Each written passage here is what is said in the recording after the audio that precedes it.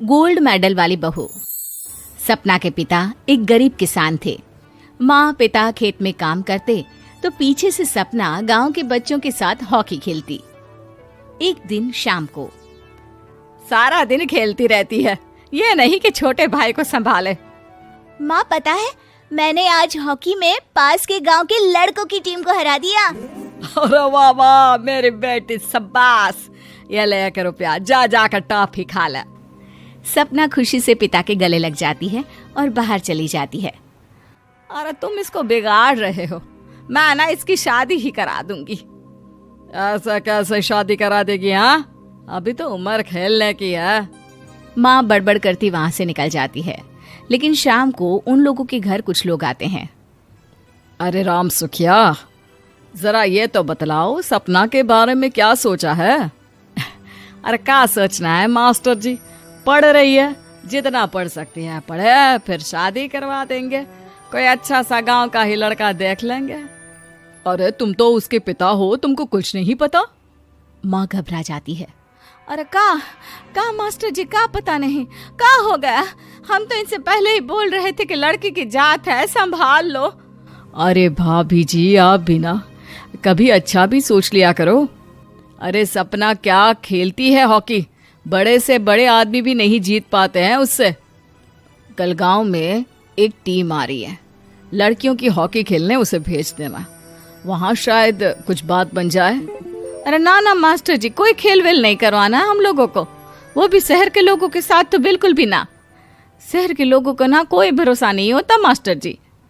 अरे कैसी बात कर रही हो सपना की माँ, बुरा आदमी तो हर जगह मिल जाएगा, उसके लिए शहर का और गांव का।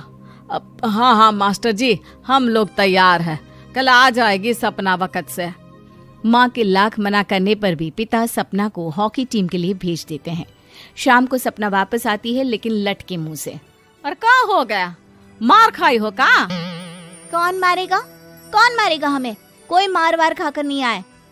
अरे फिर शकल पर 12 क्यों बजे हैं, बताओगी? देखो माँ, आप समझोगी नहीं, बताकर फायदा क्या है? अरे बिटिया रानी, हम तो समझेंगे ना, हमें ही बता दे। सपना पापा के गले लग जाती है। पापा, मैं ना सिलेक्ट हो गई हूँ भारत की हॉकी टीम में खेलने के लिए। अरे वाह, ये तो बहुत ही खुशी की बात है मेरे बच्चे। फिर मेरी गुड़िया काहे परेशान है? पापा, मुझे दिल्ली जाना पड़ेगा आगे की प्रैक्टिस के लिए। माँ जो सारी बात सुन रही होती है, जोर से चिल्लाती है। एक पैसा नहीं है मेरे पास, समझे? कुछ नहीं दूंगी। शादी के लिए लड़का फाइनल भी कर दिया है, कल्ले का बेटा, वो शादी कर लेगा तुमसे। सपना पिता की ओर देखती है। अरे देख सपना, खेलने दिल्ली जाना है तो सिर्फ इसी शर्त पे कि आकर कल्ले से बेटे से चुपचाप शादी कर लेगी, बोल। अरे ठीक है ना, कल्ले का बेटा तो बहुत ही समझदार है, सरकारी नौकरी है उसकी, मान गया वो तो सपना शादी कर लेगी। सपना भी धीरू, जो कि कल्ले का बेटा था, उसे जानती थी। वो मन ही मन सोचती है कि शादी तो वैसे भी होनी है, लेकिन माँ की ये शर्त मान गई तो जीवन जीने का एक मौका तो जरूर मिलेगा। हाँ, मुझे मंजूर है। हाँ, तो कल मैं उन लोगों को बुला लूं? पिता और सपना दोनों एक दूसरे को देखते हैं। अब माँ ठीक है ना, बुलाने की क्या जरूरत है, वो लोग पसंद कर रहे हैं ना मुझे, वही ठीक है। बस आप तो मेरा दिल्ली का बैग पैक कर दो। सपना दिल्ली जाती है, दिल्ली टीम के लिए खेलने के लिए। सपना खूब अच्छा खेलती है और गोल्ड मेडल जीत कर आती है। जब वो गांव आती है तो उसका जोरदार स्वागत होता है। हर कोई सपना सपना चिल्ला रहा होता है। और सपना के पापा, तुम्हारी बेटी ने तो गांव का नाम रोशन कर दिया है। गांव की तरफ से तुम लोगों को गांव में पक्का मकान और सपना को परिषद में पक्की नौकरी देने के लिए हम तैयार हैं। अरे वाह वाह, पक्का मकान, ये तो बहुत अच्छी बात है, लेकिन सपना की नौकरी नहीं चाहिए हमें। हाँ, कैसी बात कर रही हो सपना की माँ? लड़की की नौकरी रहेगी तो अपने पैरों पर खड़ी रहेगी, किसी के आगे झुकने की जरूरत ना पड़ेगी। अरे चुप रहो, हम तो नौकरी ना करते हैं, पर मजाल है कि किसी के आगे झुके हो। ना ना, हमारी बेटी नौकरी नहीं करेगी। पिता लाख समझाते हैं लेकिन माँ नहीं मानती। और फिर वो दिन भी आ जाता है जब सपना को अपने कहे अनुसार लड़के से शादी भी करनी पड़ती है। ससुराल में। ए बहू, तू रोज रोज सुबह कहाँ जाती है? घर का सारा काम निपटा कर कहाँ भागती है?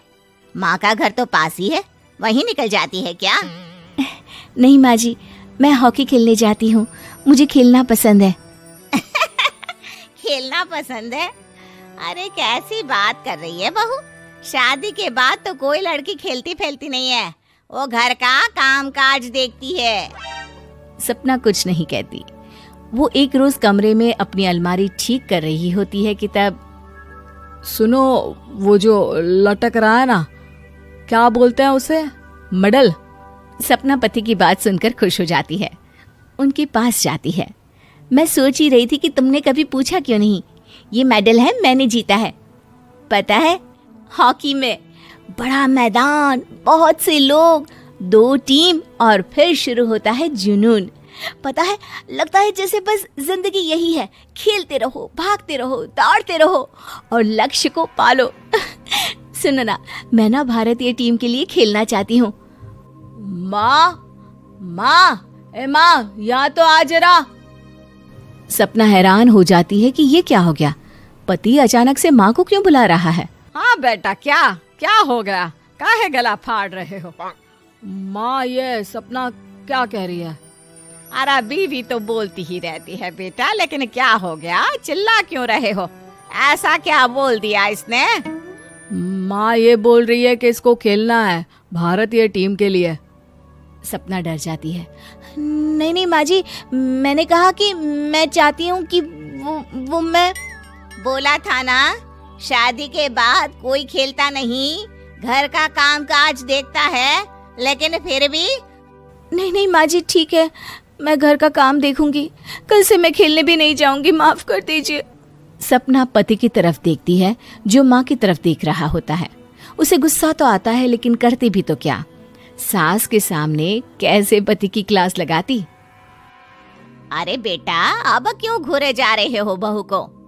माँ, अभी इस बात का फैसला करके जाना, वरना ये तो तेरे कमरे से जाने के बाद मुझे। अब चुप हो जाइए आप, छोटी सी बात का बतंगड़ मत बनाइए। छोटी सी बात? बहू, ये कोई छोटी बात नहीं है। जो लड़की दिल्ली के लिए गोल्ड मेडल ला सकती है, वो देश के लिए भी तो गोल्ड ला सकती है ना। हम लोगों को किसी चीज की कमी नहीं है बहू, घर का काम तो कोई भी कर लेगा, लेकिन देश का नाम रोशन करने के लिए सपना चाहिए। जा बहू, तेरी ट्रेनिंग का सारा इंतजाम तेरे पति ने कर दिया है, जा खेल और देश का नाम रोशन कर। सपना की आंख में आंसू आ जाते हैं। वो सोचती है कि बेटियों को मायके के साथ अगर ससुराल में भी सहयोग मिले तो ऐसा कोई काम नहीं जो वो नहीं कर सकती है।